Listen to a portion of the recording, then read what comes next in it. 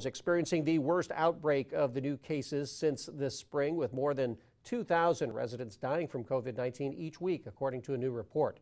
KQ2's Madeline McLean speaking with a local long-term care company about why getting the most vulnerable vaccinated is worth a shot.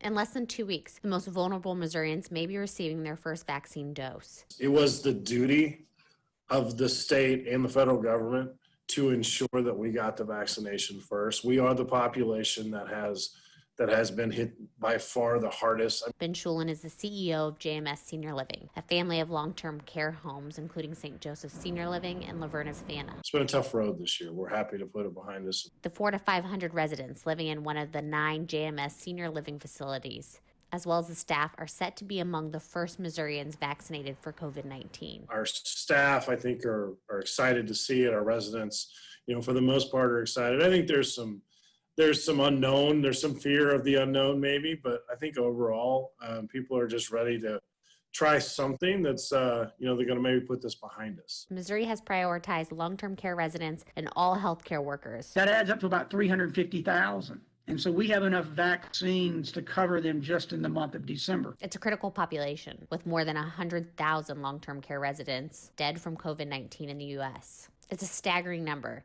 considering patients in these facilities make up less than 1% of the U.S. population. And yet they account for 7% of the nation's coronavirus caseload and 40% of its COVID-19 deaths. Worked hard to try to do outdoor visits, and then we were trying to, the state had given us some guidance on indoor visitation, and that lasted for just a minute until the outbreak across the state. He says a vaccine is beginning to look like the only hope to reopen facilities. Our residents are suffering. It's tough to see them on a daily basis not be able to communicate and see their family members the way they're used to, and to be able to touch them and, really, really experiencing. They're not used to this world that we live in, the Zoom world. It's unnatural to them. So that's really I think the most heartbreaking part of all of this is knowing that they've had to suffer through that. So hopefully this vaccine brings that, brings that relief to us sooner rather than later. It's worth a shot.